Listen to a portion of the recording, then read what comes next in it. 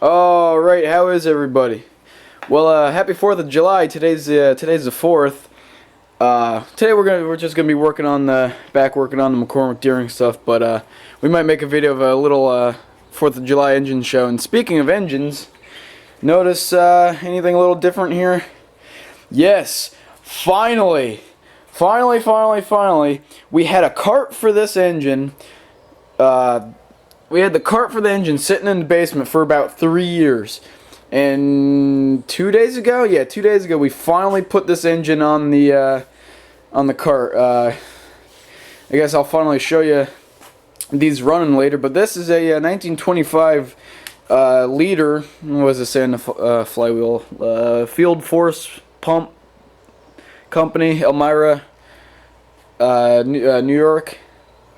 It's a tag right here. But I'll tell you more about this engine whenever we get to it. Yeah, while we had the engine hoist for the Model T engine, we took that liter engine off of these skids here, and like I said, finally put it on that cart. And that cart is actually laminated pieces of bamboo. I'll show you real quick. Laminated pieces of bamboo, all pressed together. So it's and we didn't lag bolt the engine on. We through bolted it on, so it's not going anywhere. And that's a hard hitting motor, so that needs all the strength in the cart that it can get, you know. Anyway, let's get to what this video is about. So the valves are in a little bit worse shape than I thought they were. I went ahead and took them out. This is just held in by a pin and a keeper. Real simple, but not the best. They might not lap in. If they don't lap in, then we're going to have to do a valve job. And if we have to do a complete valve job with new valves and new seats and everything, then this is not going to be running for Jacktown. But I'm going to have to wash my hands and put gloves on later. But that's mainly just dirt. What I'm going to do is I'm going to wire brush them first and then lap them, both the valves and the seats and the head. Then if we have time, we'll clean this out with a wire brush, and I guess I'll explain how that works, and we'll clean the underside of this off. We got a head gasket. Actually, the old one came off in one piece. I'm surprised. But yeah, those valves might not work out, but if they do, then great, we'll use them. But if not, it could use a valve job anyway. Alright, well, I got the head and the vise here. I already cleaned up the head gasket mating surface there. Looks pretty good. Feels pretty good too, nice and smooth. But here's the oh, sorry, wasn't paying attention. Now that's just a bunch of dust. But there's what the seat looks like. Not the best, but we're gonna wire brush it, see what it looks like. There's the exhaust. I know it's hard for you guys to see, but I have no good camera angle to show you guys to set you guys up on a tripod and show you me wire brushing this, but I'll show you afterward. You're not going to be missing too much. Alright, so we're going off topic here. So apparently on the 4th of July, which is today, you're supposed to bring your farmall tractors out to the road, so we're going to go ahead and fire them up real quick, so hang in there. But first, we got to get my farmall hat.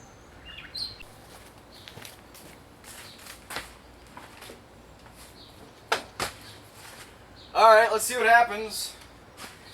Add a gear. Open the gas. I think it has gas in it. It wasn't too long since it ran, so ignition on, throttle up.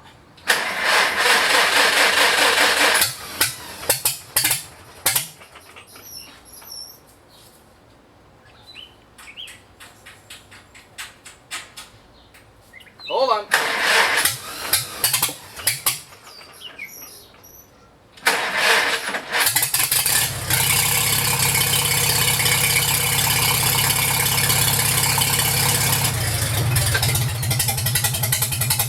Alright, one down. It will start, it's just a matter of time.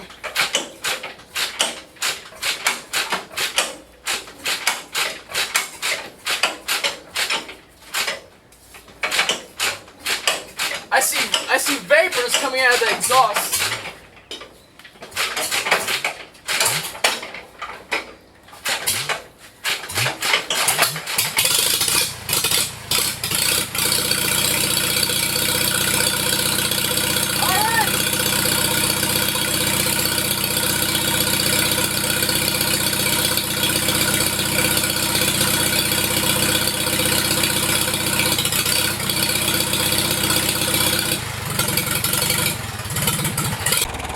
Alrighty, second one down. 1944 Farmall H, 1940A, and my Allis-Chalmers B12, which is amazing. Anyway, 4th of July show. Alrighty, well, back to business. As you can see, I gave a real light brush with the wire brush on the drill there, and they came out a lot better than I thought they were. This one might be a little bit pitted, but lapping should fix it. So now let's go use this and brush the valves, see how they turn out. Alrighty, got the valves here. This is the intake valve. Has a thread on it with a nut screws onto it, but it doesn't go far enough to clear the cotter pin hole. So there wasn't a cotter pin on it. That could have been bad if that nut keeper fell off. It sucked right into the engine, right into the cylinder. The exhaust valve was just held in by a pin and the keeper with spring pressure. But let's start with, I guess, which one's worse? The exhaust is definitely worse. So, safety glasses.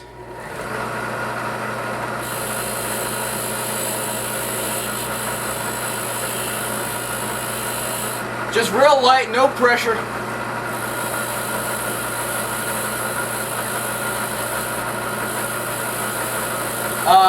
Having a wire brush and a drill press like this is really nice. Wow, that's actually not too bad. I'll show you guys in a second.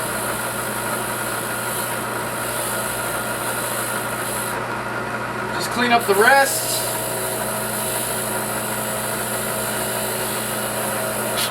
Clean up the head of the valve. Wouldn't it be cool if I got this running on the 4th of July? Which is today? I don't think that's possible though. Anything's possible.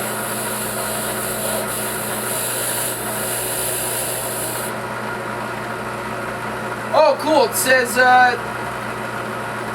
stuff on it, but you can't really read it anymore.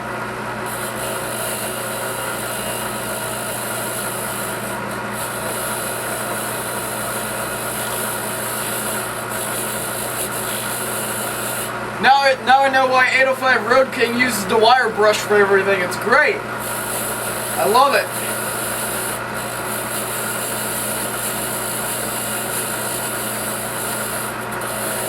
Do the valve stem.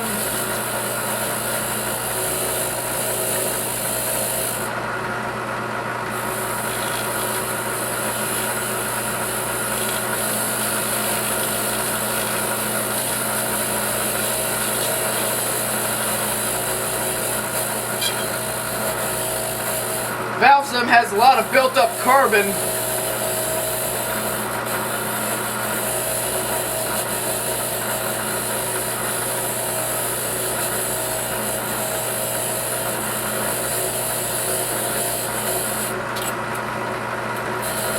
I'm trying to hurry this up so I don't bore you guys to death.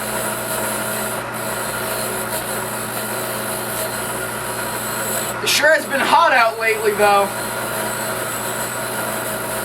Oh yeah, and oh, you know what? Never mind.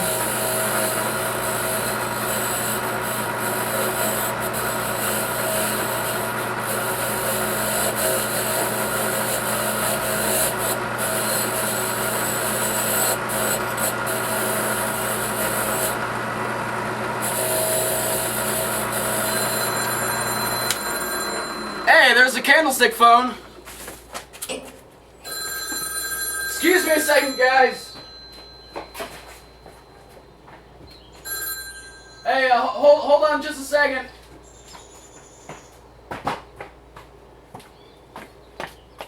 Alright, well, I finished wire brushing, and as you can see, there's a little bit of fine pitting, but we may be able to buff that out with some lapping compound.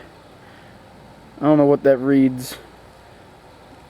But yeah, we'll do the same thing with the intake valve. You guys don't have to see that, you know how it goes. Alright, well I got the intake valve here. Cleaned it up the same way with the wire brush. A little bit more pitting, but I'm kind of hopeful we should be able to lap that out. But this one, you could read what it says on it. You see the IHC symbol, International Harvester Company, made in USA, Toledo. That is cool. That is really cool. But yeah, some heavy pitting there. And this is what I was talking about. This is a keeper for the intake valve. It's just threaded on there, but this is as far as it'll go. And if you'll excuse me a second, it doesn't go on far enough to clear that hole so you can put a cotter pin on it. So there was no cotter pin on that, so that's kind of scary. But anyway, we'll just chase that with some taps and dies and see what we can do with that. You guys don't have to see it though. Alright, well, I'm chasing the thread. This is a tap here in Vice Grips. Chasing the keeper for the intake valve. Look at all the crap that it took out of there. The valve stem wouldn't accept the die for some reason, so I'm just tapping this, see how it works. I'm sure it'll be fine. Alright. Alrighty, that's all I wanted to be able to do. Alrighty, well, we're over here at the vise. I guess we're about to lap things. So here's the intake valve, exhaust valve. You can hear they're not seating quite right. You can actually hear it.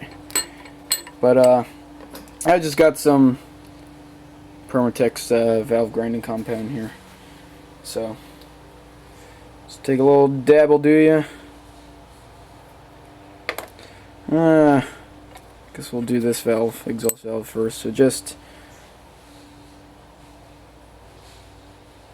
probably gonna go a little bit heavier because this is gonna take a decent amount of lapping. Alright, just get some. You don't want to get it everywhere. Well, I guess it doesn't matter since we're cleaning the head completely anyway afterward. But drop her on in there. And we don't have a suction cup, so we're just going to use a screwdriver. A nice heavy screwdriver to put some pressure on that. Alright, hold on a second. Alrighty. So.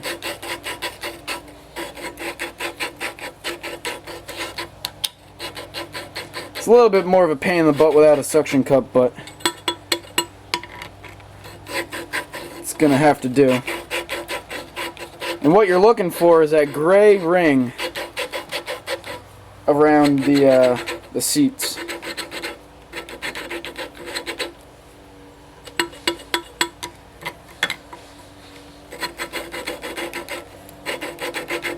Sounds pretty good though.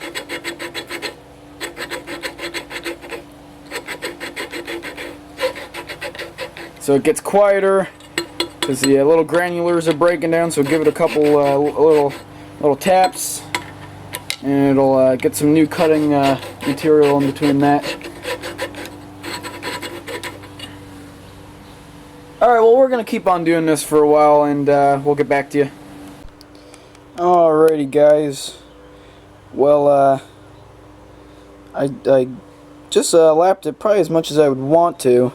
Little bit of pitting in there. I hope that won't affect its sealing, because as you guys know, either valves will work or they won't. It's one or the other. It's not. There's no in between. Either all the compression just blows right out of them, or it holds compression. So let's go check out the valve. It's sitting outside. All right. Well, excuse the background noise. My neighbor's right there mowing his lawn. Another hit and miss fit, actually. Him and his dad has hit and misses. But this is the valve here, the exhaust valve. See that nice gray line there? I just had it soaking in the kerosene to get that lapping compound off there, which is very it makes a mess and it gets everywhere. But the valve looks all right. But we're gonna go ahead and do the other valve and see how it looks. You guys don't have to see that. Here's the intake valve. Right on the edge where it seats, it's still pitted, but I'm going to give it a shot, see if it works. If it doesn't, maybe lap it a little bit more. If it doesn't work, then complete valve job is in order. You got to cut the seats and hopefully get oversized valve stems. So here's the seats on the head. Still very fine pitting. Wow, this thing could focus pretty good. But I'm hopeful. But we could always take the head back off and adjust the valves or whatnot. Alrighty, well, we got all the valves here, and valve keepers are just going to go ahead and stick them in. Hopefully these valves work alright. That'd be kind of cool to save these original valves. So just put some oil. Again, don't be afraid of using oil. Work it in there, maybe put a little bit on the seat just to protect from rust. Alright, stick her on in there. Give her a little spin. And let's see.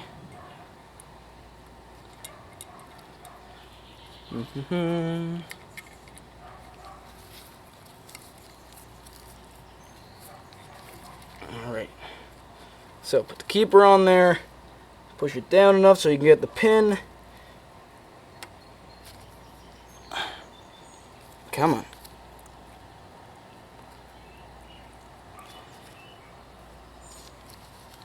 Alright.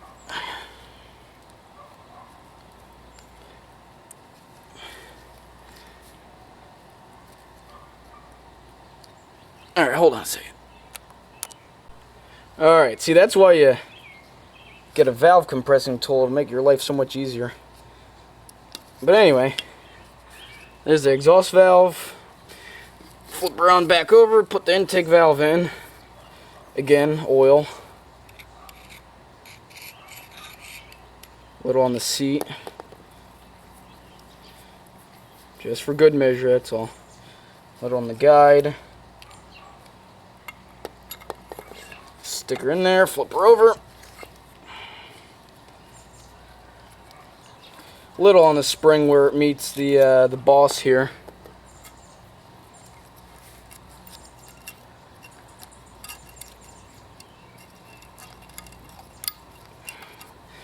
And a little bit more. It's kind of a tight fit.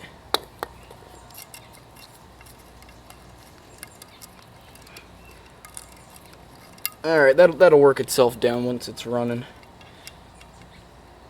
Alright, now it's kind of in your way. Let's screw that down the keeper until you see that hole. And I'm gonna have to get a smaller cotter pin, but anyway, you got the idea. Put a cotter pin through there and you're all set. Alrighty, well, that's gonna be the end of the video. It's already quite lengthy, so in the next one you'll see me putting the head on and working on the mixer. So you know the usual: like, comment, and subscribe, and you'll see Hit and Misfits in another video. Thanks for watching.